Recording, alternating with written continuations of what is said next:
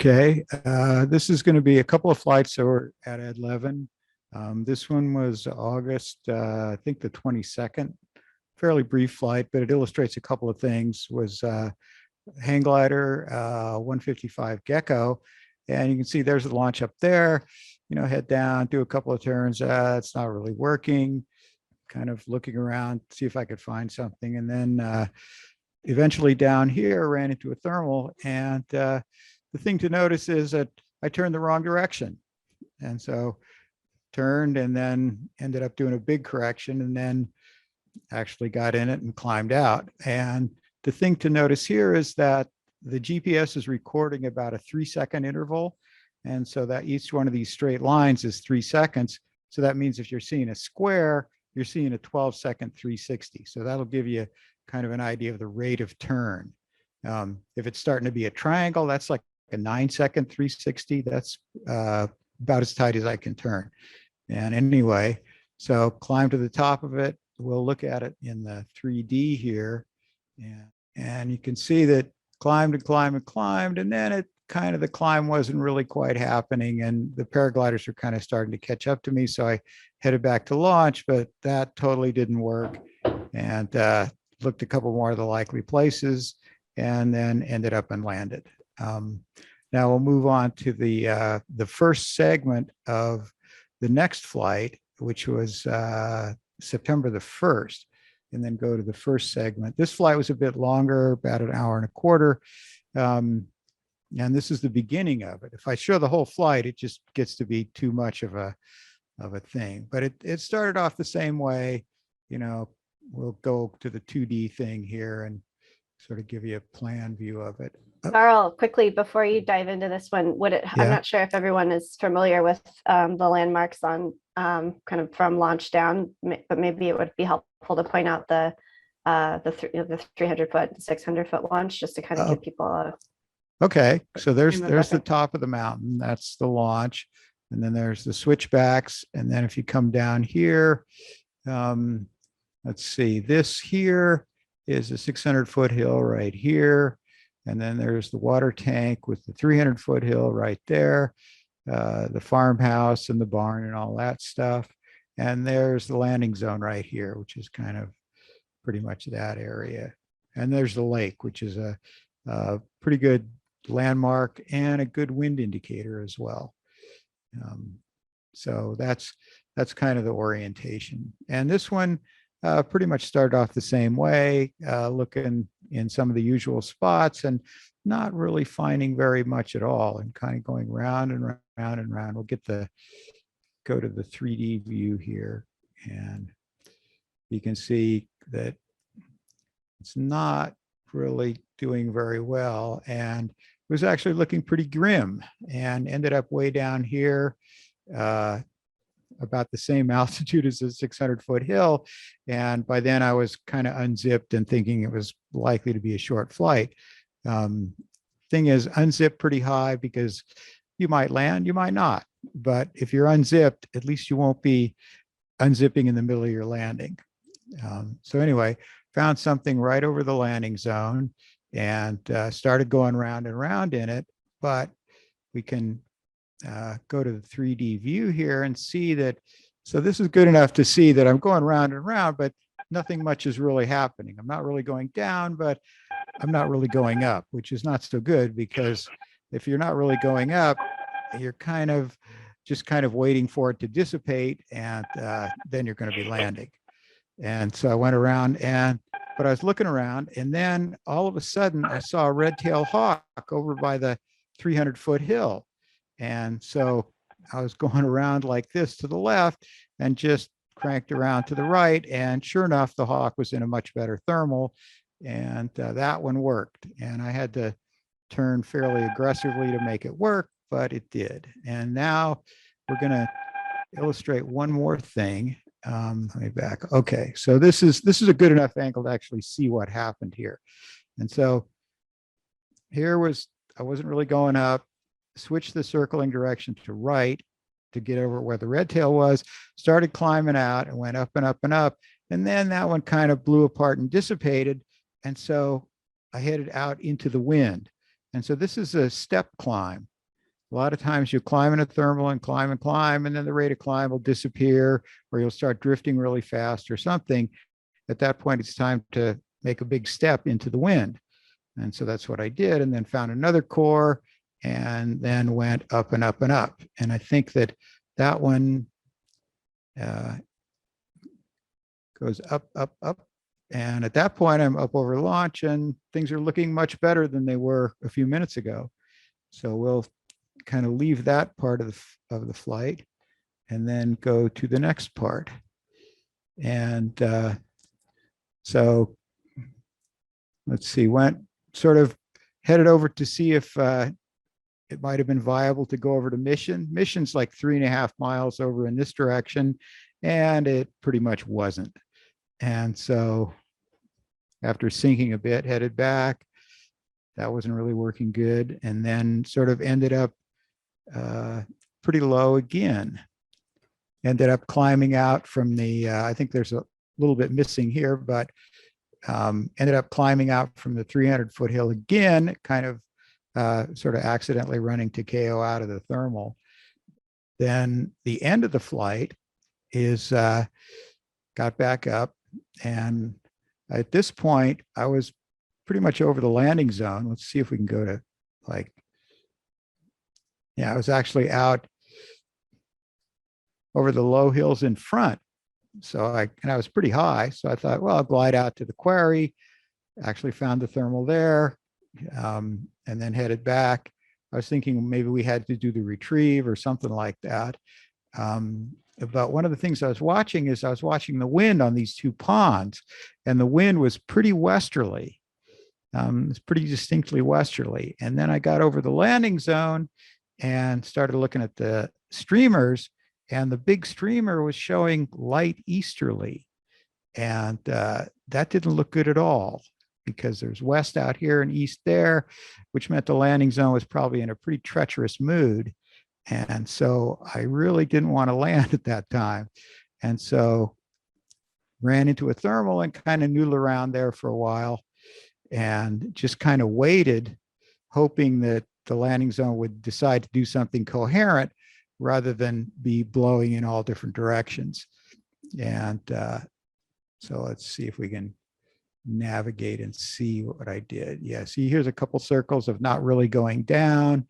And then there's a couple more circles. And then there was a paraglider coming in underneath me. And, you know, by then it had actually turned into its usual afternoon wind and turbulence from the west.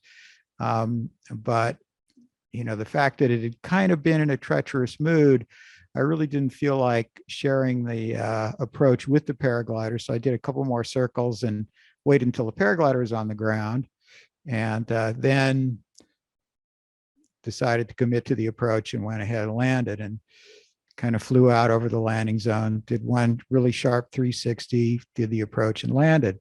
When I talked to the paraglider later, that whole turned out to be a good thing, because his opinion of the landing zone was, yeah, it was really poppy. I just aimed for the middle of it. And so, you know, the workload of having both of us be landing at the same time just wasn't a really good idea at all. So, and that all worked out. And then we have the video of the landing. Okay, here we go. This is typical Ed Levin turbulent afternoon landing. And as I come around, watch the wind streamer on the right, and that will give you a sense of what it's doing when I actually get to the ground. And this is, you know, wind and turbulence, but it's not nearly as bad as weird and switchy and shifty. Just kind of keep it moving and wrestle it to the ground, and like, don't really flare until you get it balanced. I got it about 3 steps into the landing run, and then it was balanced enough I could actually stop it. So anyway, that's basically 2 flights. Illustrates a bunch of Ed Levin stuff. We'll kind of go over those really quickly. First thing is, you know, try the usual places. You could give it a turn or two. If it's not working, move on, go somewhere else. The other thing is that when you do find it, really turn it for all it's worth, because typically at Ed Levin, the thermals are pretty small, and I need to get the glider in the core and climb. Keep looking around. Unzip early, don't give up. Be aware of what's going on around you. I mean, a couple of things that really helped me were seeing that red tail. That was really a key thing that got me back up. Looking at the wind on the lake out by the golf course, that was really helpful. Then explore. If you're high, go exploring. There's lift out over the flatlands lots of times.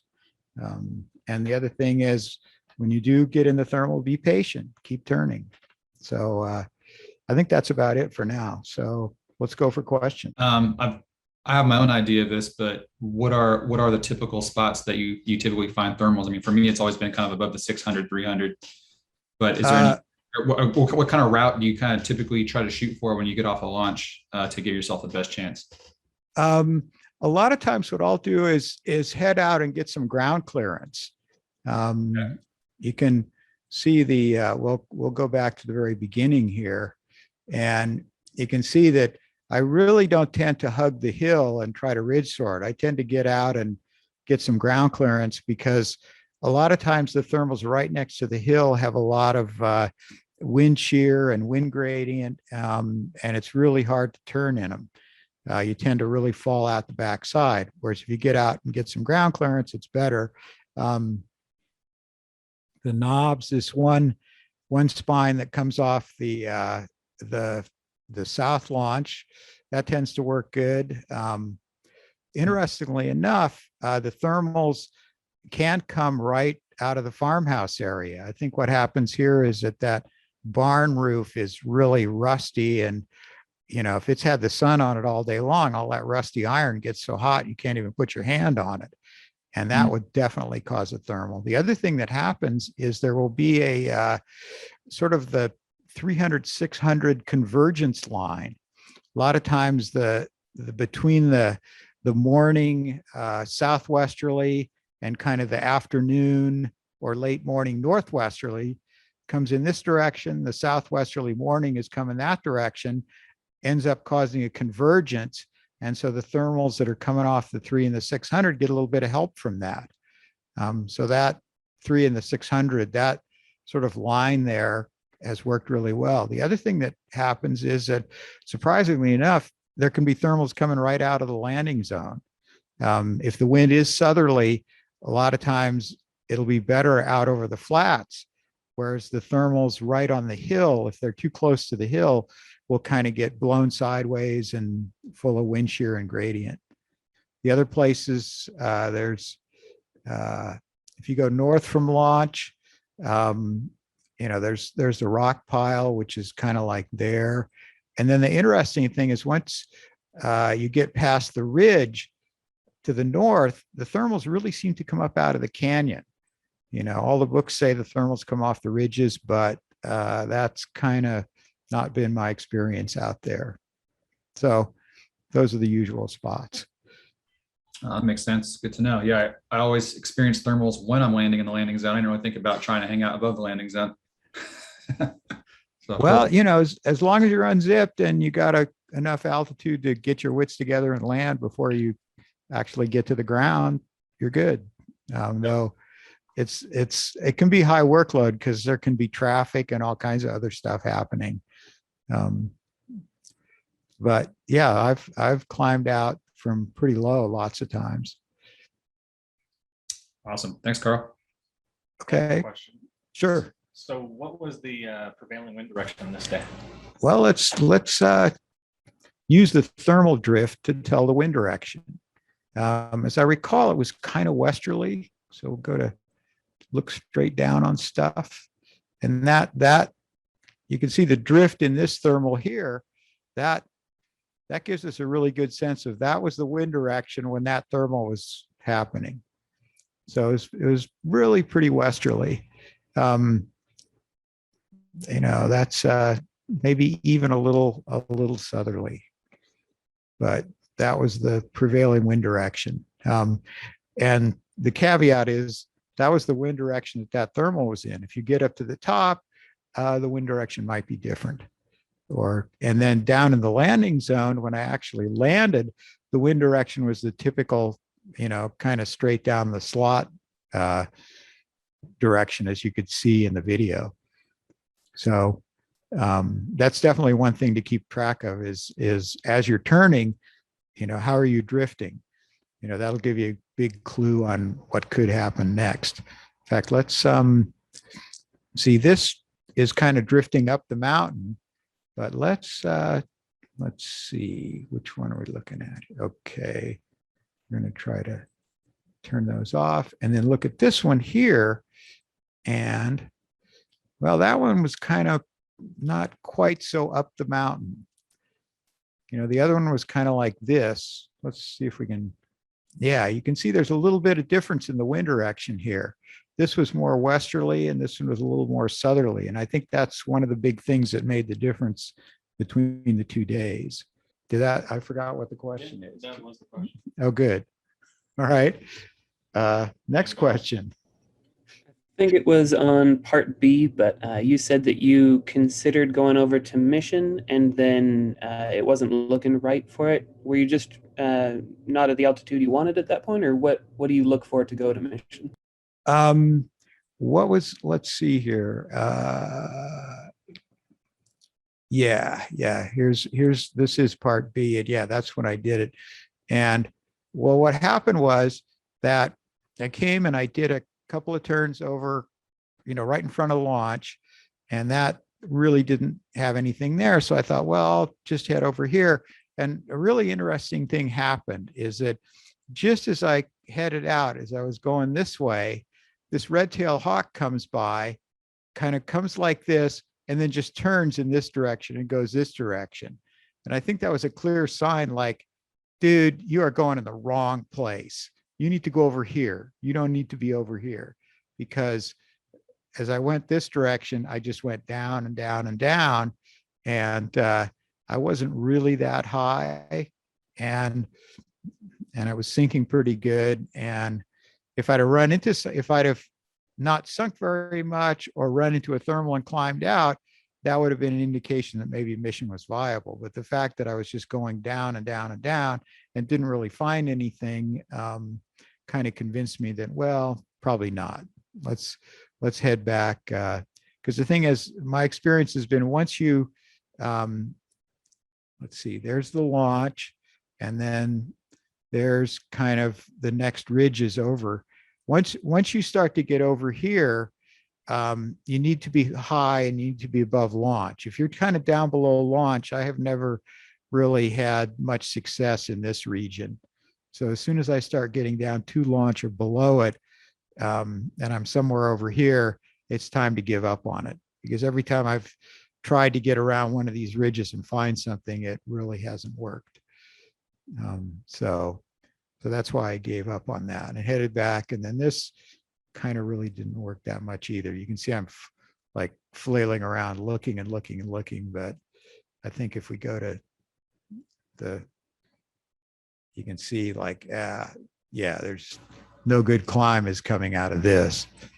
And so then I get over here and this is looking a lot better. So, well, that's a pretty exhaustive answer, I hope. So did that do it? Yeah, that's awesome. Thank you. When you were looking at the two ridges down, would that be north of launch or west of launch? You said earlier that you'd found that the thermals mostly come out of the canyon. Is that the second canyon, the lower line trees? Let me. It looks different from Google Earth than it does in person, I gotta tell you. Let's see. That's pretty much this canyon right here.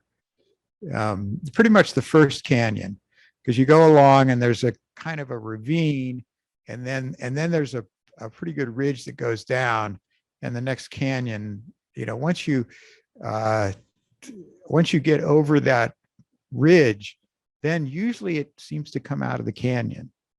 Why that is, I'm not sure, but it may have something to do with the fact that there's a lot of trees down here and they sort of capture the air and they get warmed up in the sun and all of that. I'm not really sure how that works, but generally it doesn't really seem to come off the ridges like you would normally expect. It seems to come up out of the canyons. But, every day is different. I mean, you could easily go out there and find out that, oh, that day they're coming off the ridges. And you can see from this angle, you can see that did a couple of turns, nothing's happening. And then I'm just going down and down and down. Yeah, can you swing the camera to the right too? I'd love to try and get a Okay, let me see, how that's low you got there before the corner. control. Let's see here, like that. See, I kind of gave up on it, and then I was kind of a long glide with like not much happening. And I think that's where I ended up down at the way down on the 300 again. It was definitely an up and down day. It wasn't one of those days where you could just get high and stay high. It's a day that paid to have a double surface glider. Yeah, and that's an important point, because sometimes glide and speed will keep you up, because the thermals aren't that great and you don't get that high, and getting to the next one with enough altitude to make it work can be a big deal, which is a lot easier on a double surface glider and even easier on a topless glider. And if you're flying a Falcon and you end up in a little bit of a sinkhole or headwind, that's really hard to make it work on a single surface glider. Yeah, Diamond John Jensen and I were we both got stuck in the sinkhole and ended up on the ground, and it looked like you were able to us it looked like you were all over the ridge. Yeah. Well, some days it really pays to keep exploring, because, once you get to the top of one thermal, it's topped out and it's probably going to blow away and it's not there anymore. And so, as you're going up and up and up, it's good to think about, where do I want to go when I get to the top of this one? Where's the next likely place? And the things will cycle in the space of like 5 or 10 or 15 minutes. I've had kind of weird experiences where I'll look and see a glider like, a mile or two away, like literally at the other end of the ridge, and they're kind of low. And I'm thinking, you know what? They're in the down cycle right now, but by the time I get over there, then it'll be the up cycle, and sort of gliding over there. And sure enough, it's going back up. A lot of it is just, going out there and floundering around enough until you kind of just acquire an intuition. It's sort of like you have to try to use the force to get to the point where you actually can use it. Oh yeah. Let's do we have any more questions first? Yeah, actually, on a day like this, on an up and down day, when you're between thermals, what speed are you trying to do? Or like, do you pull in for sync? Are you a little above trim? Yeah. Pull, try to fly the speed to fly, which is the more sync you're in, the more you pull in. And the thing is that don't really worry about flying an exact speed. If you're kind of not sinking and the vario's beeping occasionally, slow down.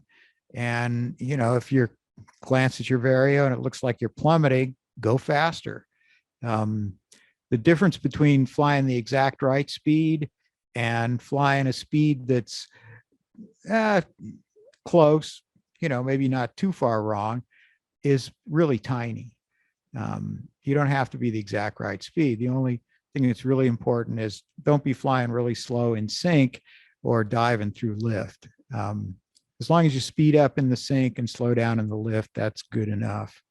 My vario is actually set up with a glider polar. So when I'm on glide, it'll tell me it's a Flytech 5030.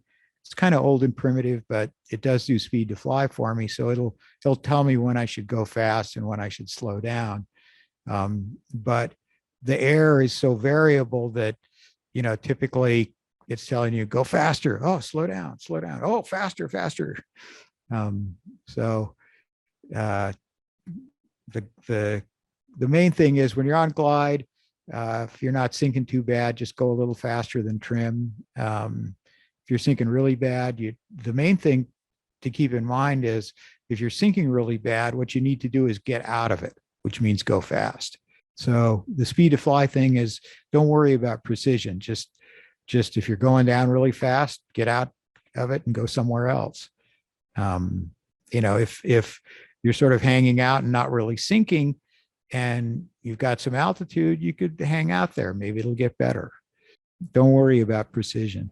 One thing I thought of just to add to the, if you're in sync, fly fast, I've also found to change directions. Because sometimes if you're in, an area that's sinky, you could just continue flying in the sink. I mean, it's one thing if you're flying on the sink side of the thermal, but if you're sort of in sync from, wind moving over the hill or the ridge or something like that, something to keep in mind. Yeah. If you have anything to add to that. Yeah. Like if you're trying to penetrate into the wind, or you're going into the wind and you're just sinking and sinking and sinking, try turning 45 degrees, or even 90 degrees, because the thermals tend to line up in streets, which means that the sinkholes also tend to line up in streets parallel to the wind. So if you're going into the wind and you're sinking and sinking and you turn 90 degrees, you could sort of be flying out of the street of sinkholes and over toward the one that's lifty. So, if you're sinking, it might be good to, turn 45 degrees, turn even 90 degrees. Sort of like if what you're doing really isn't working, try something else and see if that works better. Okay, we'll move on to, I have a couple of files here. Let's see, we'll look at the 22nd on the first one. Okay, so this was the 22nd, and this is the output from the Wings of Regala Soaring Forecaster, which is so primitive that it's not even a real graphic. It's just typed out in a constant width font. And you can see that, I don't really want to go into explaining this, but the lift is basically goes up to the -3 level. So here it's saying the lift would go up to maybe 2,200 feet, a little bit below launch. And let's look at the other one, September the 1st, see if we can, there we go, open with Notepad. And okay, same deal. And we can see, the lift went a little bit higher, up to maybe 2,700 feet. And so the difference between 22 and 2,700 could be a big deal. Now this is from the Wings of Regala Soaring Forecaster, and it's I don't know, it's a little hard to explain, but I'll go through it really quickly. You get two lines on this thing. What you do is you look for a high temperature of the day. Typically, I use the one that's from Milpitas, and you get two lines. And one line is this line right here. And what that line is it takes the high temperature of the day, and then it calculates if you had air at that temperature and the air was to rise, it would expand and it would cool off. And then, so this is altitude, this axis, and this is temperature, this axis. So the temperature is going up and up and up in this direction, and the altitude is going up and up in this direction. And so this particular line is just, okay, if you had a piece of air at the high temperature of the day and it started to go up, it would cool off, and this was the line you would get. That's a calculation. The other line is the actual, that's this line here. The other line is from the Oakland sounding, which is about 5 o'clock in the morning. And so that's the air you've actually got. And the interesting thing is the sunlight heats up the ground. It doesn't heat up the air. The sun just shines right through the air and doesn't do a thing to it. And so what happens is that this air stays pretty much as it is, but the air that's right next to the ground gets warmed up. And at the heat of the day, the peak of the day, it'll probably be about this temperature. So it starts to go up. Well, it's warmer than the air that's around it. See, this is the air that came off the ground, and this is the air that's already up there. It's warmer. The air that's coming up is warmer, so it's less dense, and so it tends to rise. It's less dense, it's more buoyant. It rises and rises until it gets to here. And then all of a sudden, the air that's around it is the same temperature it is. And then the air that's around it is actually warmer and less dense, so it doesn't go up anymore. So it's going to go up until the lines cross, and that's it. It's not going to go any further. And so here you can see that it's going to go up a little higher until the lines cross, and then it's not going any further. The other difference here is that the wind direction here, this was just a little more westerly. See, it says like 235 and 255. Here's a really interesting thing. This is really light wind, though. This is the direction in degrees, and this is the speed in knots. And so this day really didn't have much wind at all. This day had some more wind, and that's probably another thing that made it a little bit better, because 255, that's like southwest. And so that's actually blowing up the mountain. So the thermals are kind of blowing up the mountain here. Here, they're kind of weak, and they're not really blowing any particular direction. And so that's kind of why this day, this is the September the 1st, was better than this day. You know, it's like the instability, the lapse rate wasn't quite as good. And then the wind really wasn't blowing up the mountain. See, this says 80 degrees. That's almost east. Now, 105, that's like pretty east. And so the wind here isn't really blowing up the mountain. Here, it's pretty much westerly south. This is almost due west. This is pretty southerly here. And so this is kind of southwest blowing up the mountain, and the lift is a little better. So this day turned out to be a much better day. That can take a bit of looking and thinking about before it really starts to make very much sense. For the one on the right, the wind speed is surprising. The 13, 15, once you get up to altitude, it didn't look like you were seeing that much wind when you were circling. Yeah, there wasn't that much wind. And the caveat with that is that this is from the sounding that's at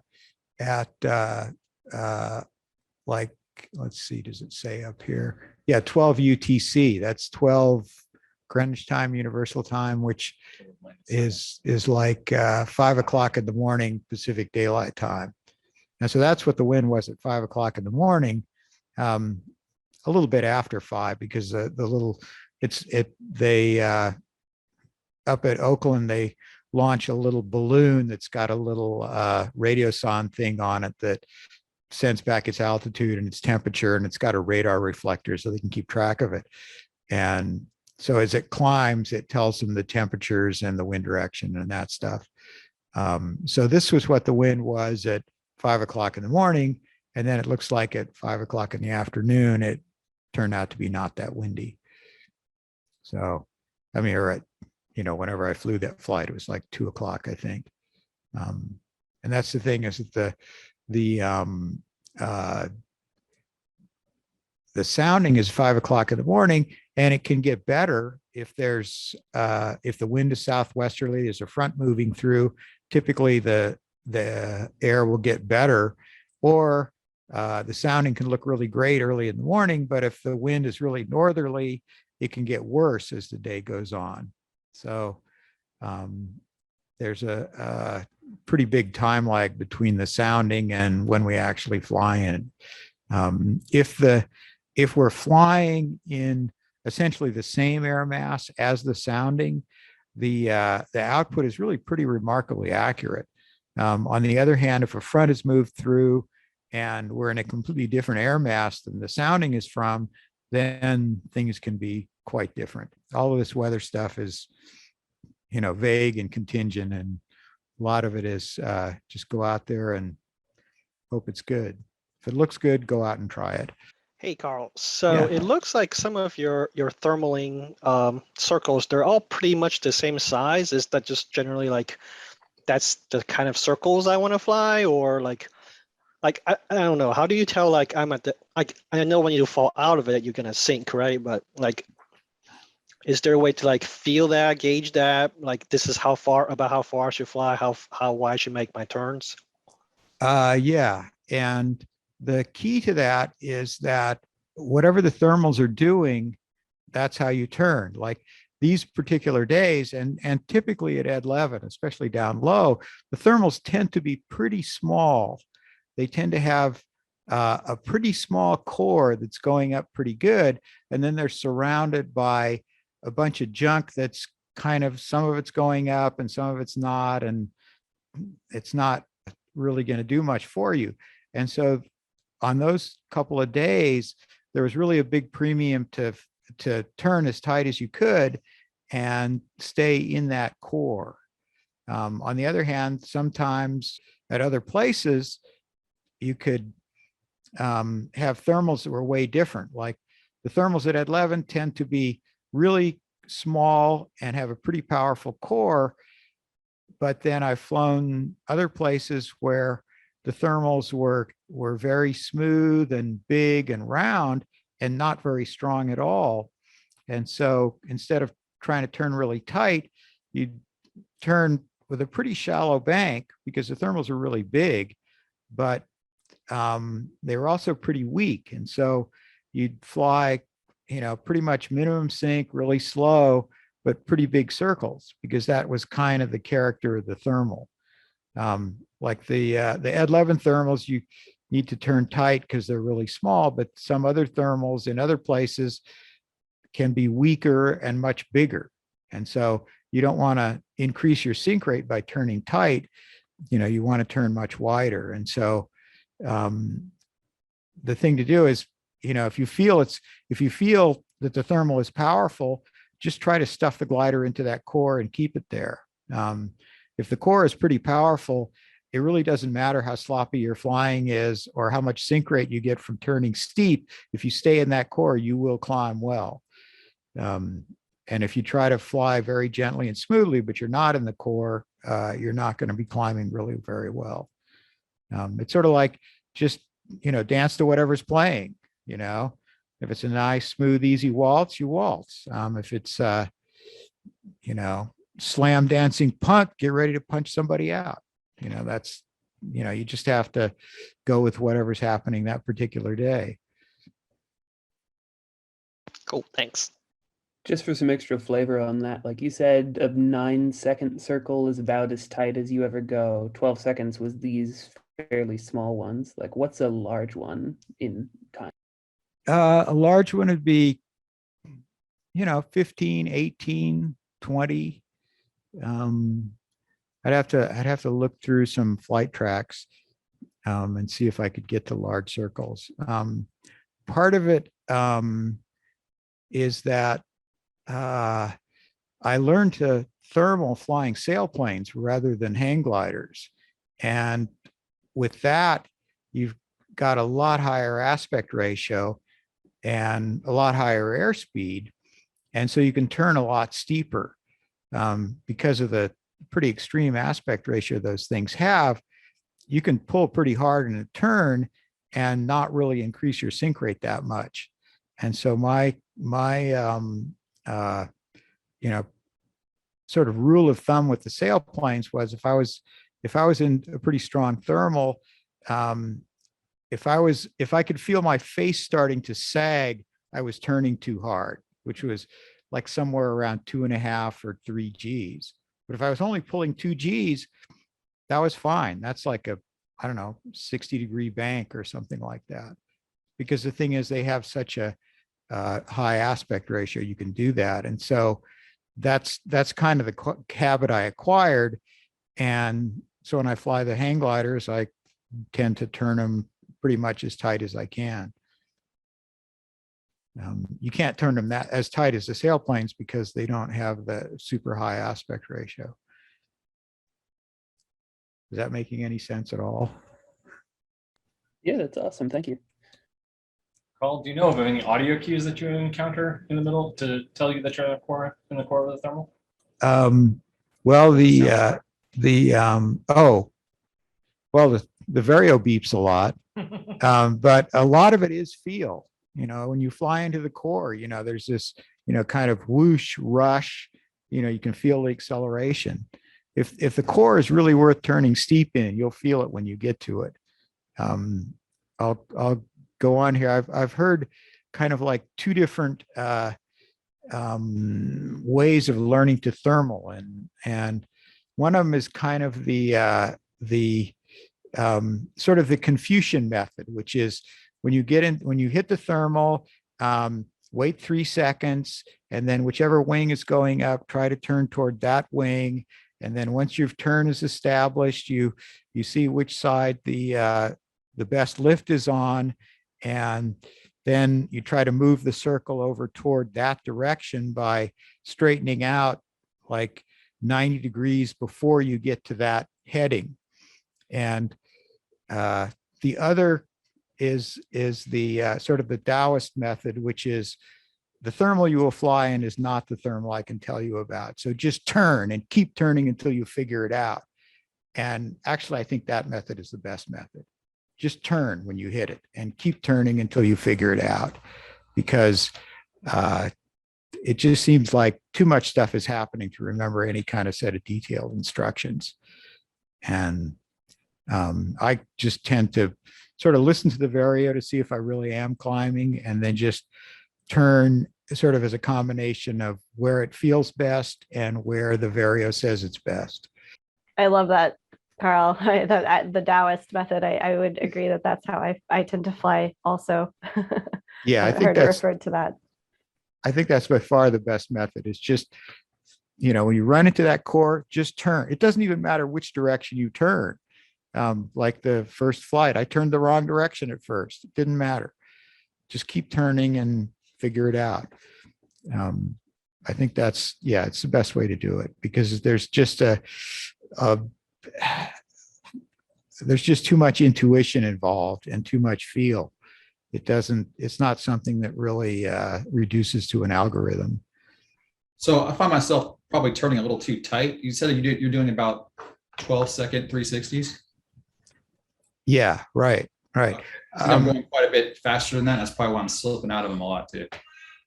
Okay. Another point which I didn't really mention was that I have my gliders trimmed really slow. I've got them trimmed so that I can get them turning in a 12-second turn and just kind of let them go, and they'll pretty much fly minimum sync in that turn. One of the consequences of that is that when you're flying wings level, they're trimmed really slow, like kind of mushy slow. So if I'm ridge soaring it out at Funston, I have to be pulled in just a little bit. But yeah. I'd rather be thermaling with a glider that I can just kind of let it go and it will slow down into a nice sort of thermaling speed, rather than a glider where I have to push out to get to thermaling speed. Because I found if I push out, it's really hard to tell whether you're kind of pushing out against the trim speed or pushing it into a stall. It's much better to have it, at least for me, have it set up so I can just kind of let it, when I get it to a point in the thermal where I can let it slow down, just let it fly on the trim. And if I need a little bit more control, pull in a little bit. That's the way I have my gliders trimmed. For somebody like myself who doesn't really know how to tune their gliders and get them trimmed like that, what are some resources I can use, or is there any like opportunities with people here in the Bay Area that can help out with that? Or well, I'd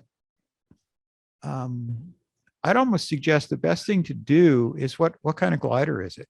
I just have a single surface. It's a Falcon 3. Oh, it's a Falcon. Okay. Well, the very first thing you want to do is take a magic marker and mark on the keel where the hang point is right now. Okay. Because if you don't do that and you start moving the hang point around, pretty soon you won't know where it was. And so you can't go back to where you started. But, get the magic marker out and mark the keel so that, if you start moving it around, and then just try moving it, move it a half an inch and see what happens. Okay. Half an inch is probably far enough that you'll be able to notice a difference, but it's not going to make that much difference if the glider will fly very differently. Got it. And it's one of those things where you could just kind of experiment with it. Like the double surface gliders, typically they have like a king post hang or a dingle dangle for the topless gliders. And they have a bunch of different holes where you can move the king post or the dingle dangle back and forth. And the holes are about half an inch apart. And that makes enough difference that it is a difference, but not enough difference that the glider really flies very differently. It'd be pointless to have an adjustment that made a difference that you really couldn't notice. And it would be bad to have an adjustment that was so large the glider flew radically different. But yeah, half an inch is about as much. And if the thing to do is, get the glider in a turn, and if it feels like it's kind of wanting to fly too fast, try moving your hang point back half an inch. The most important thing is be able to get back to where you started from. Because I've seen gliders get adjusted and adjusted and adjusted until people really don't know where they came from and things aren't working. And if you don't like the way it flies, you could just always go back to square one and start over. And a lot of it has to do with sort of what works for you. In the Moy's manuals, they always tell you, when you get a glider, when you get your new glider, do not adjust it. Just go ahead and fly it. Don't adjust it, just fly it. And then after you've flown it, there's all these adjustments you can make to it to make it fly the way you want it to fly. So I think that's a really good philosophy. Okay, yeah, right on. Yeah, I think I just don't have any experience with any other gliders really, besides the training hill. But I forgot what that was even like. So yeah, I don't really know. Like, I don't really know what I don't know, kind of. So I don't know. Like, maybe I can tune it. Maybe it'll be like a big difference and be a lot better. But maybe it's tuned optimally now too. I guess I don't really know until I fiddle with it. Yeah, Good. right. A good time to do that, Jeff, would be at Funston on a smooth day, because you have less to worry about with thermaling or staying up in light lift, and you can just ridge soar. And plus there's pilots there who I'm sure could help you move it a bit, and launch it and fly a couple laps and land and change it again. That's probably what I would suggest. No, that makes sense. Good advice. Thanks. Yeah, I'll try that out. One more thing I'd like to add is that a good thing to do is to actually do stall exercises with your glider. So basically, when you're up high and away from things, point it in a safe direction and just start slowly pushing out until the glider starts to fight you with the bar pressure, with the bar coming back, and then pushing it all the way to stall brake. They're basically if you're a trim and you start pushing and it stalls early, you're trim relatively slowly. If you have to push a lot, you're trim relatively fast, right? And that kind of teaches you how to gauge what the characteristics of your glider are as the slow flight. In hang gliders, we don't do it that much, but in airplanes, like you stall the airplane your first lesson, right? And you do that on a regular basis, both power on and power off. In our case, we only have the power off stall, but that gives you insights on how the glider will handle low speeds, how it will handle the stall brake, and then also does stuff like help you with trim and understanding what your landing characteristics are going to be like. So stalls are actually a really important thing to try and understand and work with your own glider. Gotcha. Yeah, definitely haven't done much of that due to probably being a little scared too. But don't be. What I found is most single surface gliders, the stall characteristics are way more benign than most airplanes. So launch Ed Levin, point towards the valley, make sure there's nothing around you, and just keep pushing the glider until it stalls. Now, if you push it and hold it, bad things can happen. But push it, and when it stalls, and just let go or pull in just a little bit to recover and get comfortable with it, and it'll improve your flying. Cool. Yeah, because the main thing is when you go to stall it, the hardest thing will be probably keeping the glider straight, because it'll want to go into a turn one way or the other. But just as Takeo says, you just kind of ease the control bar out and just very slowly push it out, very slowly slow down. It'll kind of push back at you. And then when it really does stall, the nose will actually drop. And then all you have to do is just kind of relax the pressure, and it'll come out of the stall immediately. You don't really have to pull in at all. Just, as soon as the nose drops, just let go of the pressure and it'll dive a little bit. And the stalls of hang gliders, even topless gliders, are really benign. The one caveat is that if you're flying a glider with a VG, you want to do the stalls with the VG off. You definitely don't want to do stalls with VG all the way on, because then they can be much more abrupt and the glider can want to spin and do all kinds of stuff.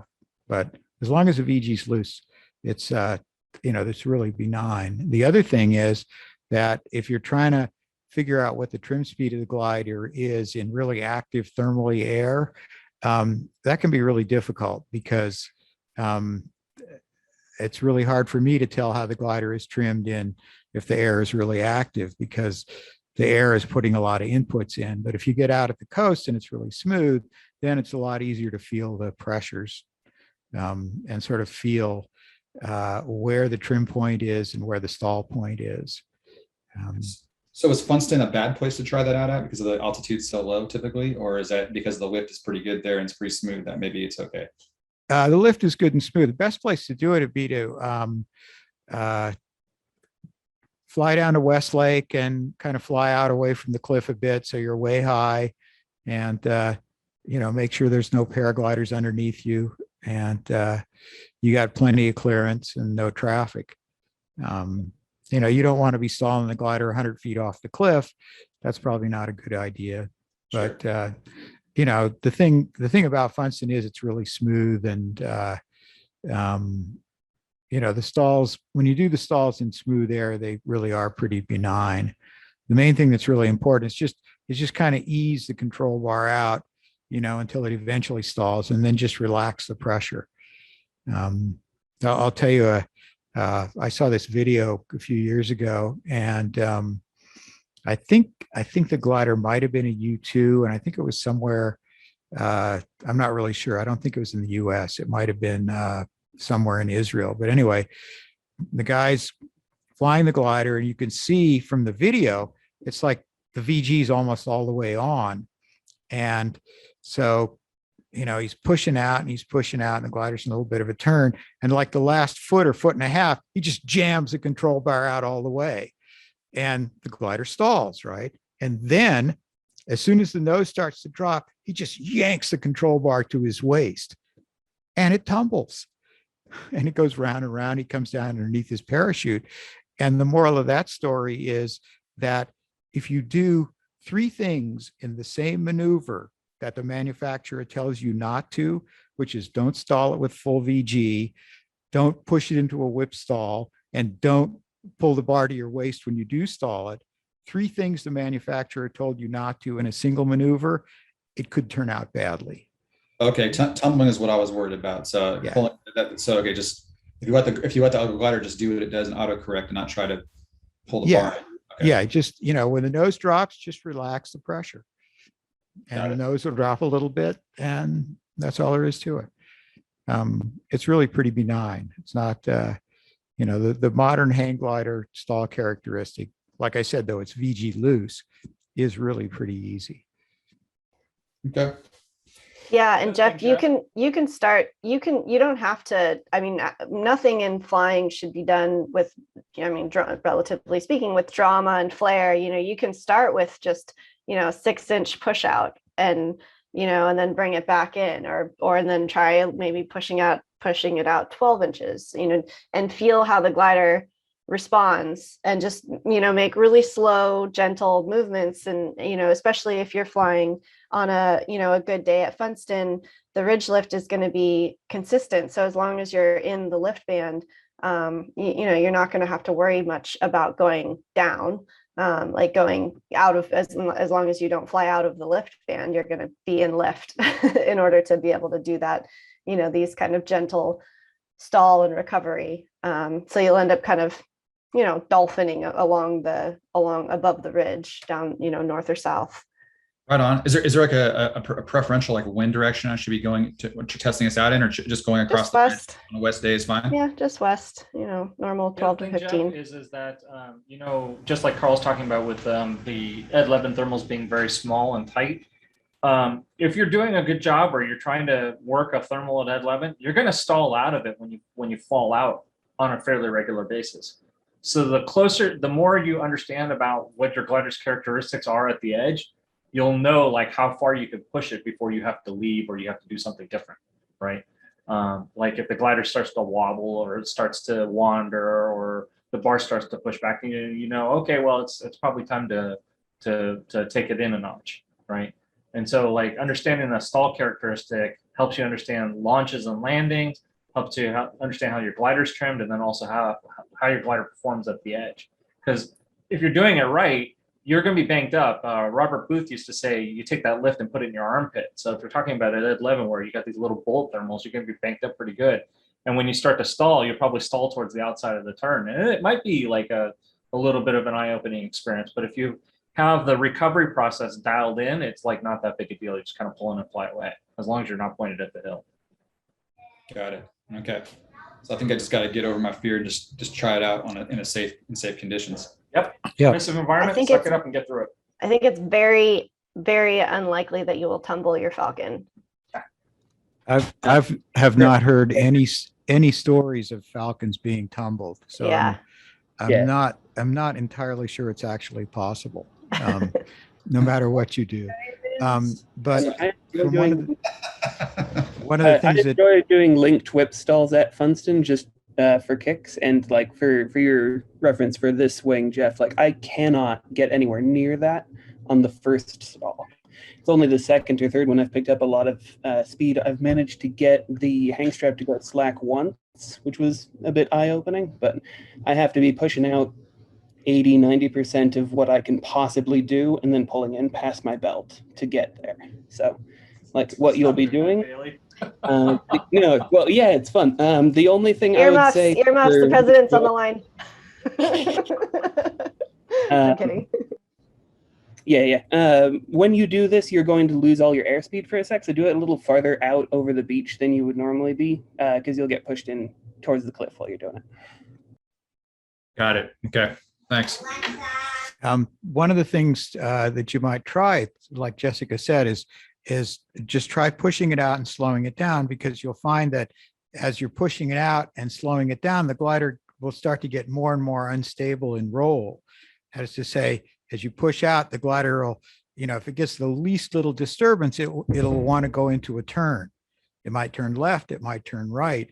It's not that the glider has a turn in it. It's just getting unstable in roll and it wants to turn. If it has the least little turn in either direction, it'll want to turn more. And as you push out farther, as you get closer to the stall, that tendency becomes more and more pronounced. And so, that's one way you can, push out a little bit and sort of feel that instability, and then just back off on the push out and it'll fly normally. And then, maybe push it a little farther next time and sort of practice flying it really slow. Because the gliders, they definitely start to get unstable in roll. It's because the wings are swept back. Gotcha. Cool. Thanks. It's also really helpful advice, everyone. Thank you. Well, if we've got nobody else, I'm going to thank Carl for his time, and hopefully we can have more of these in the future. Yeah. This will be post-produced and put up on the Fledglings YouTube channel afterwards. Cool. Thanks, Well, Carl. Thanks, everyone. Thanks, guys. Okay. Thanks. Good night. Okay. Good night.